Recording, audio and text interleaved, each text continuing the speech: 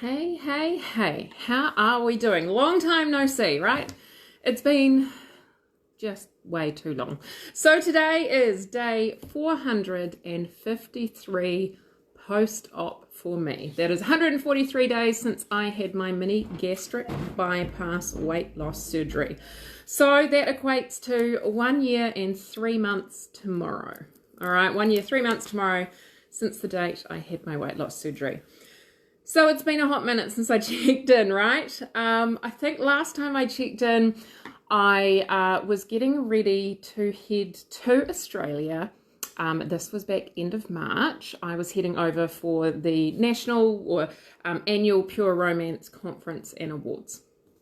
Well, 24 hours before we left, or we're due to leave, my son got COVID. Then 24 hours later, I was also positive. So due to the isolation, everything rules, etc. that are still in place in New Zealand, the trip had to be cancelled, which was a real shame. It was a real bugger. So me and him camped out at home for a week. We still have to isolate for 7 days here in New Zealand for those overseas. So we camped out at home for a week and made our way through COVID without heading over to Australia for our holiday and my work trip. COVID kicked my butt. It really, utterly kicked my butt. That was the first time either my son or myself had COVID, so neither of us really knew what to expect. He had really mild symptoms for maybe 18 hours, and by really mild, I mean really mild, and then he bounced back to full health. I was really crook. Fevers well over 40 degrees that I couldn't control even with pain relief, even with Panadol, and just really hideously ill.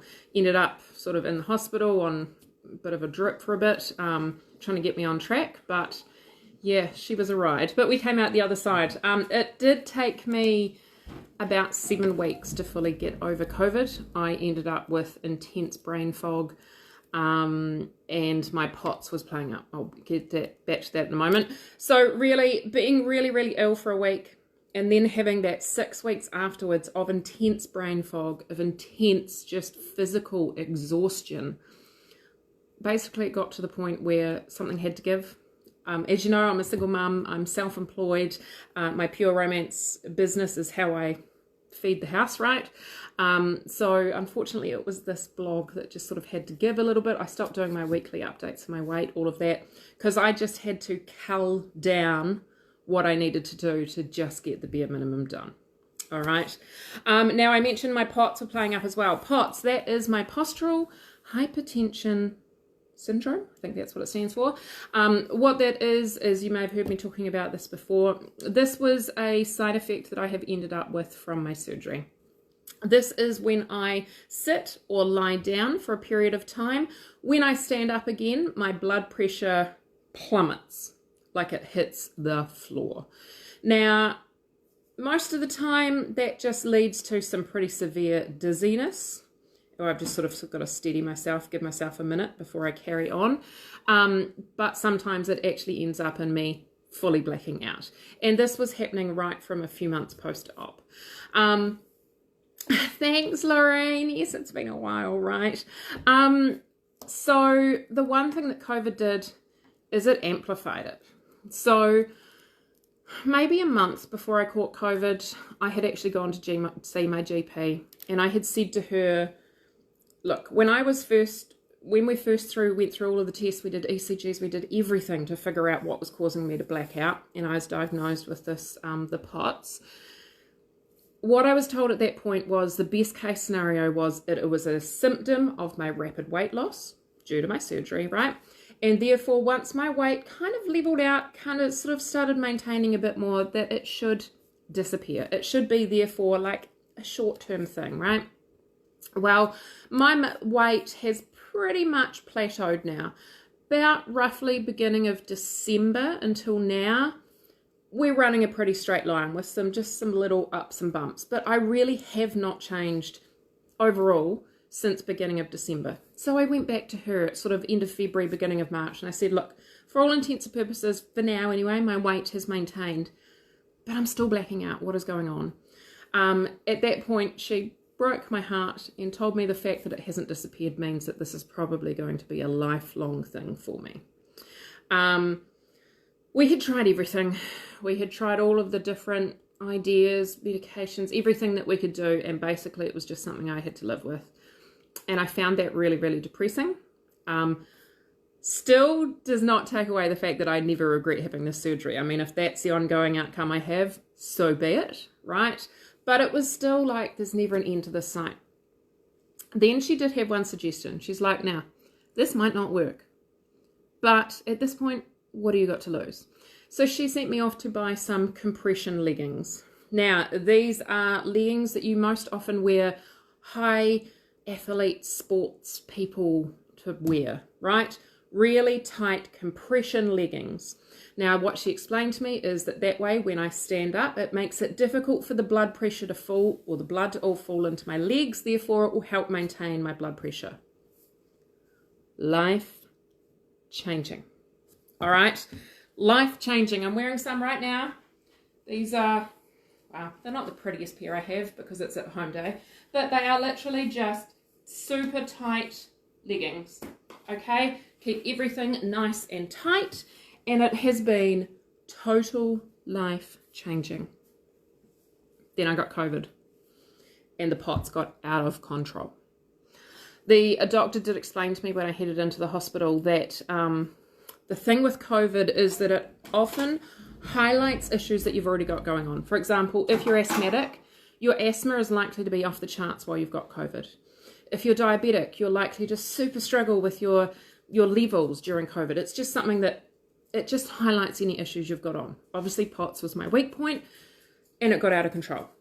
Like one of the days, of course, we were in isolation. You know, I had my son here. I couldn't just go to bed and die through it because I still had to do the feeding and the cooking and the entertaining of the child. But one day, the worst day, I passed out fully 10 times in one day. Completely blacked out on the ground. And it was scary.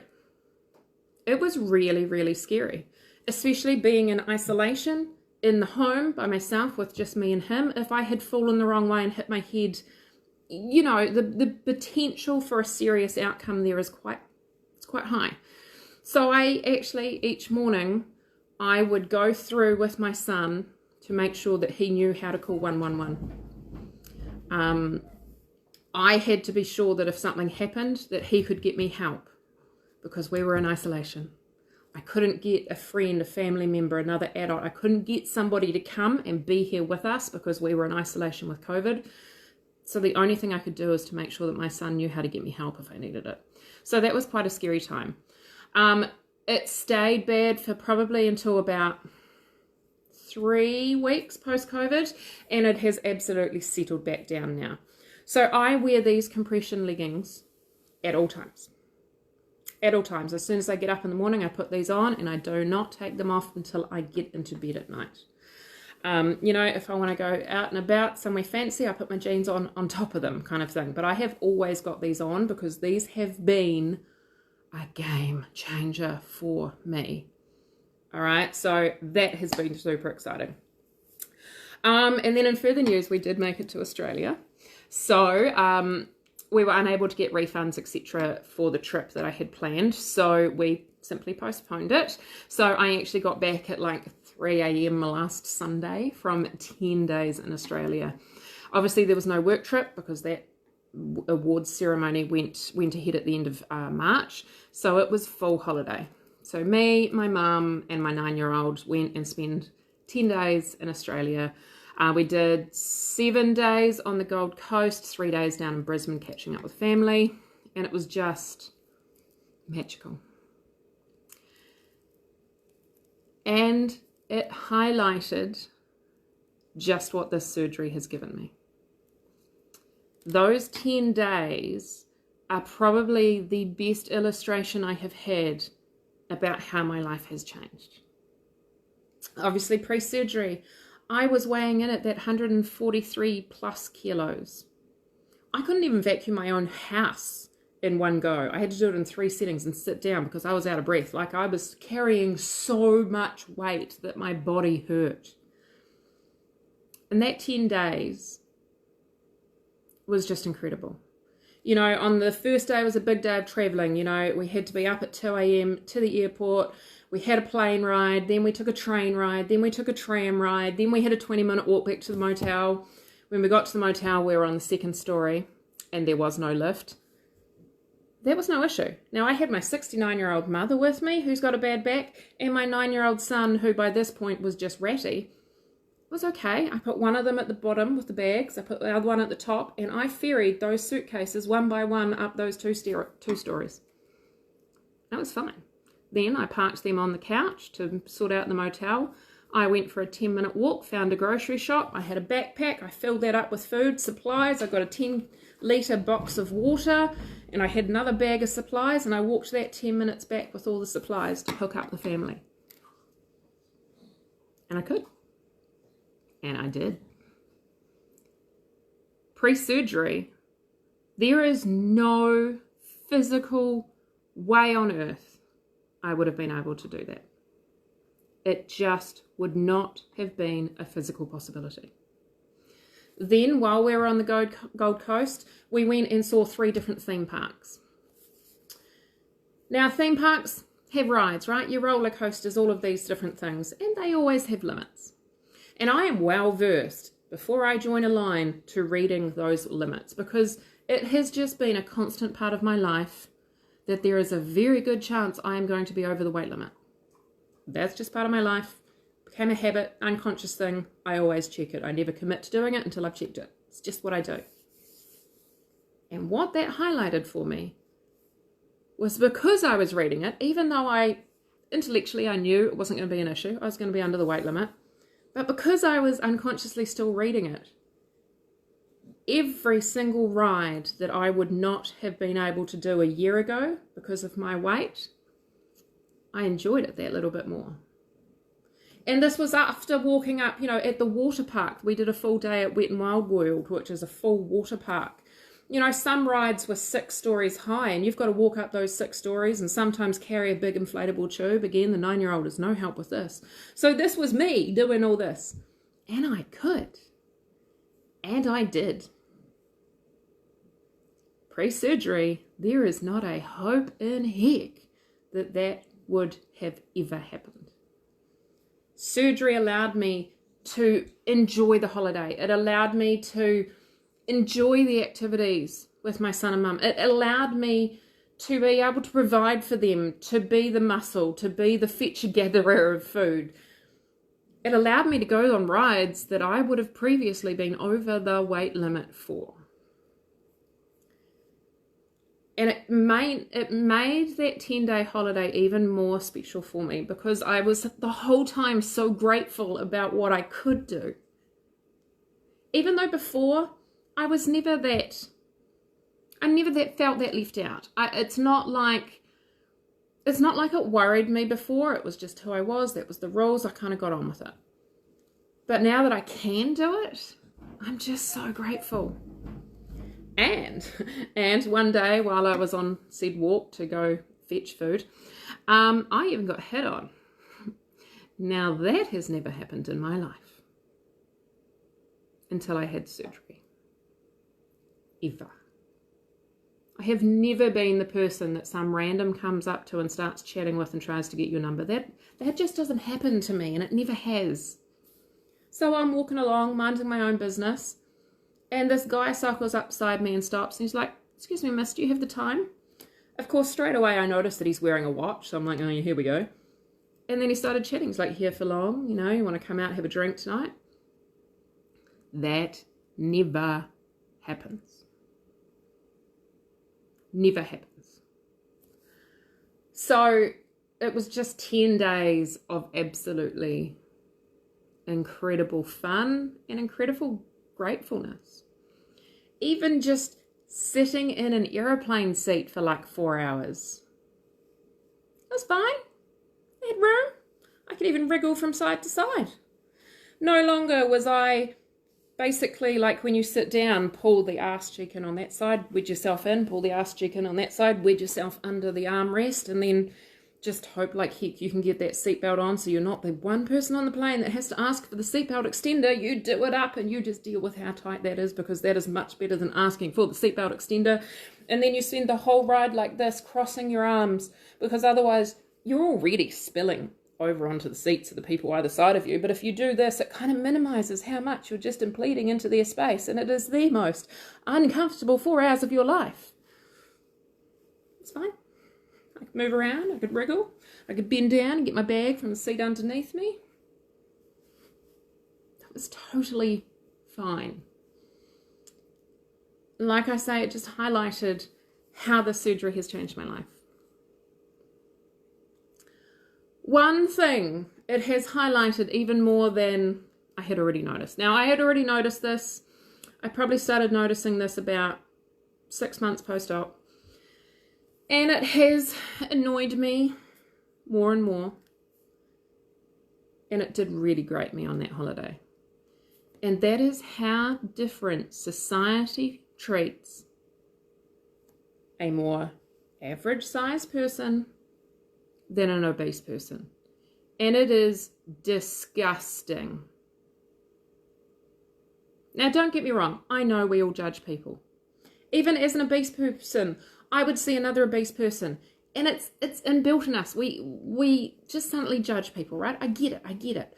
But there's a difference between judging internally and actually changing how you treat people. And it's disgusting. You know, small things like I got hit on, right? Obviously, that's a difference in the size. You know, people notice me now. We went to a restaurant one night, and there was a male waiter.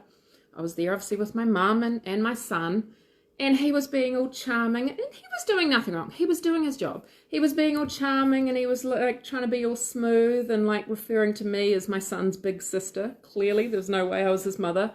You know, charming, right?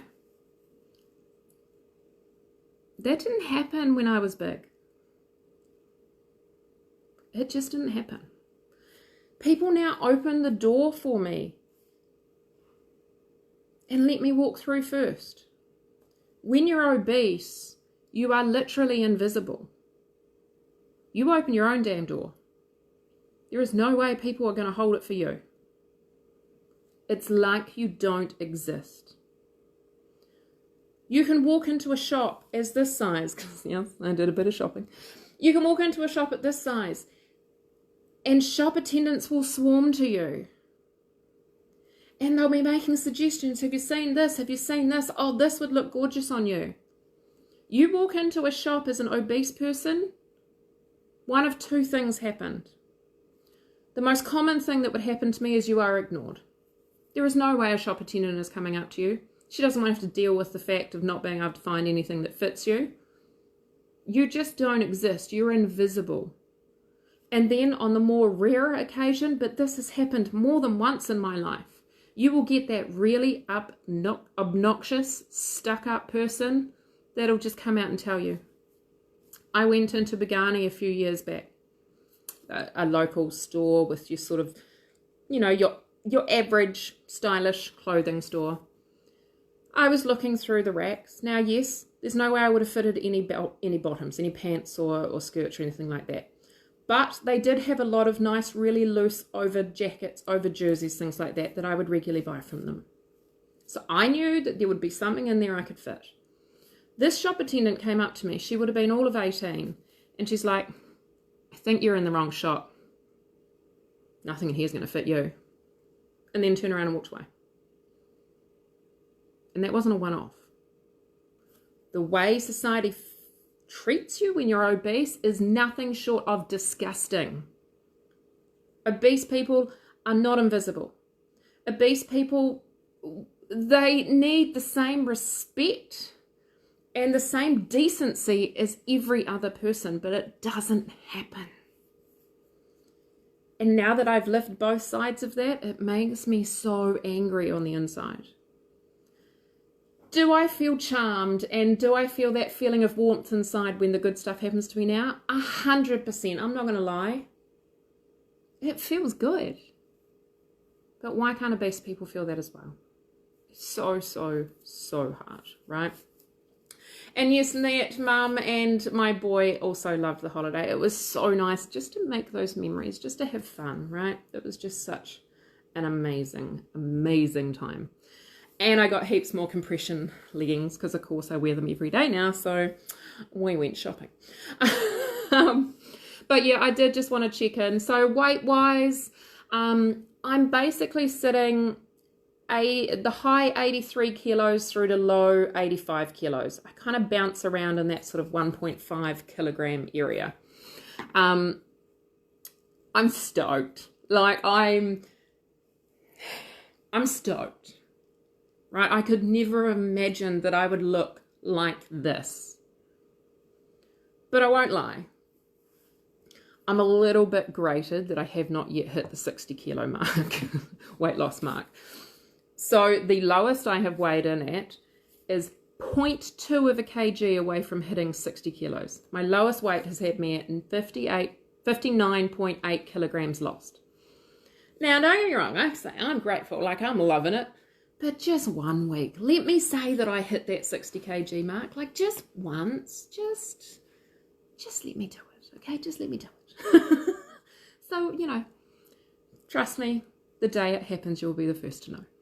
Now, I still have not done a huge amount of clothes shopping. Reason being, I'm very well aware that there is every chance that my weight loss will kick in again. From other people's experiences, from everything I've read, it's very normal for your weight to plateau about that 1 year post-op mark. Some people, it maintains for a good 6 to 8 months, and then suddenly they'll actually start dropping again. It may not. It may. Again, I'm at my body's mercy on this. I'm just along for the ride. So I've got clothes, I've got great stuff to get me through, but at the same time, I'm not going out and fully restocking my wardrobe, if you know what I mean. You know, if there's things that are still too big for me, but they work, I'm just using it for now because I just don't know whether this is going to be me going forward or not, right? But yes, it has been a while. I would like to say thank you so much to the beautiful people on here that have actually reached out to me over the last month just to check in. I've had a handful of messages from people that have been following this blog, just reaching out, making sure I was okay, because I did disappear. And that actually highlighted to me just how many people were following me. And that felt really good. So thank you so much. Like I say, it was a COVID thing and just a survival thing that something had to give, and I had to prioritize on my money-making activities, essentially. So that's what I did. But yeah, I'm not going to do the weekly weigh-ins anymore. I'm letting go a bit of that close monitoring of weight. I'll still check in regularly, but I won't be doing weekly weigh-ins anymore. I kind of did that first year, and I think now I want to take that focus off that number so much. But yes, I'm feeling good and I feel like I am looking good. Obviously got my compression tights, which make everything feel, you know, nice and tucked in. But yeah, I'm wearing sort of size 12s now, maybe size 14s, depending on the brand. Again, when I started, I was wearing size 26. She's the difference. She's a real difference. But yeah, these 10 days in Australia that I had just last week, it really opened my eyes to how this surgery has changed my life. I am now living and enjoying life. I'm not just living life. I'm in there. I'm involved. I am doing all of the things. And I would never go back for anything. So I maintain 0 regrets. I had a rough journey. Anyone that's been following from the start knows this. I had a rough journey. You know, everything didn't just go smooth sailing for me. I'd still do it all again though. In a heartbeat. Absolutely life-changing. So if you're at all considering this for you, research it, do it. You won't look back. And society treats you better. All right, that is me. Quick catch up. That's what I wanted to do going to go and do some more work. But stay tuned. There's been some other big things going on in life lately for me health-wise. I have decided that I am going to, well, I'll continue blogging, obviously, vlogging, whatever, about the weight loss side of things. I'm actually going to shift gears on this and start vlogging about my new health journey. I'm just currently still dealing with specialists and stuff and getting my head around it myself.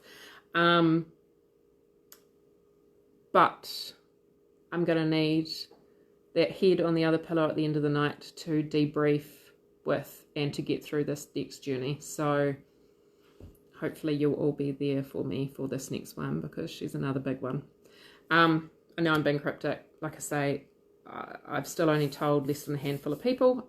Still dealing with it in my own head. Once I've told the immediate people I want to tell, then I will come on here and go public. But there's another journey to come, people. It's going to be a big one. All right, that is it. I'm officially going to sign off. Happy Saturday evening. Happy Mother's Day for tomorrow for any mothers amongst us that are celebrating Mother's Day. I know overseas have it at different times of the year. Weird. But it's your Mother's Day tomorrow as well. Happy Mother's Day. I will be picking up my boy from his dad's after lunch, and then I'm going to celebrate my life with him. Good night all. Thank you for checking in.